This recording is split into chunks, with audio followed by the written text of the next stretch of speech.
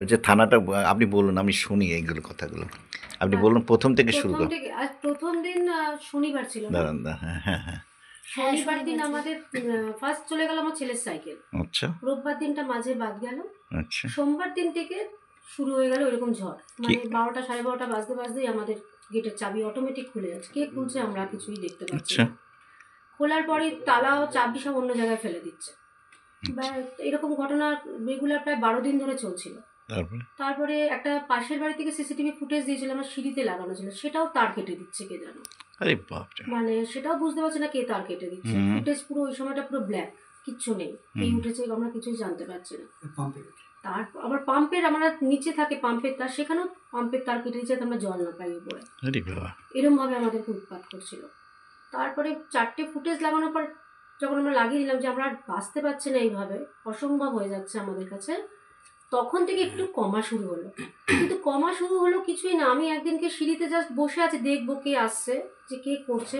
সেই দিন তো একদম অন্যরকম তাণ্ডব, মানে একটা লোহার পাইপ ছুঁড়ে আমার দেয়ালে মেরে আমার ওখান থেকে ইট ফিট ভেঙে পড়ে গেল। কেরোসিন তেল আমার সামনে, ঘরের সামনে কেরোসিন তেল পুরো ফেলে ভর্তি করে দিয়েছে, আর দেশলাই কাঠি জ্বালিয়ে রেখে দিয়েছে একটা। সাইকেল ছিল, সাইকেলগুলো আওয়াজ দাম দাম করে সাইকেল পড়ে যেত, অথচ আমি কাউকে চোখে দেখতে পাচ্ছি না, আমি কনস্ট্যান্ট দাঁড়িয়ে আছি জায়গাটার মধ্যে। আর দরজাটাকে দাম করে বাড়ি মেরে চলে গেল, মানে কাউকেই আমি দেখতে পাচ্ছি না, অথচ আমি দাঁড়িয়ে আছি। কিন্তু এত আওয়াজ দোতলার মধ্যে যে আমি কাউকে মানে ঠিক করতে পারছি না কে কোন দিকে আমরা পালাবো। মানে আমাকে এত উৎপাত করছে দোতলাতে, মানে এত সাংঘাতিক ঘটনার মুখে আমরা পড়ে গেছি। আর কাল তো ছেলের ঘটনা, বক্স পড়ে গেল। ও বক্স, আমার কারণ আমি বক্সটা আলমারি মাথায় ছিল, আমার দাদা এখানে বসে চা খাচ্ছে, আর ধুম করে বক্সটা তার ঘাড়ে পড়ে এতটা মাংস বেরিয়ে গেল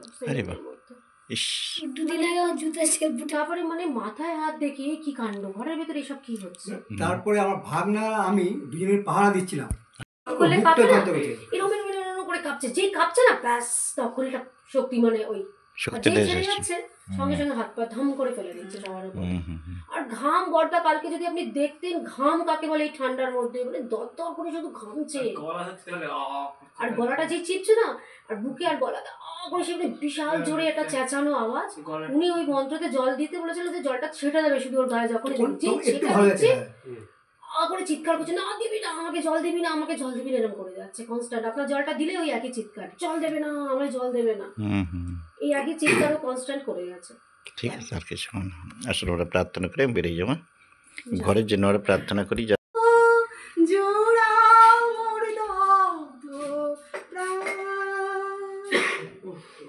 তুমি প্রভু মোর অন্তর্যামী, প্রভু তোমা বিনা নাই মোর প্রাণ। সন্ধি করেছিলে যে তুমি মোর শনি, সেই সন্ধি রাখিনি পাপের কারণে।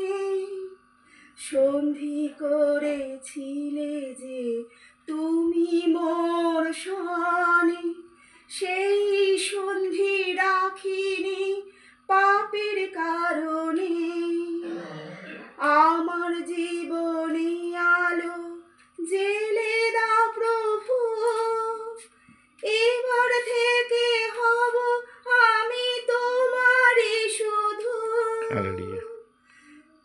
আমার জীবনে আলো জেলে দাও প্রভু, এবার থেকে হব আমি তোমারই শুধু।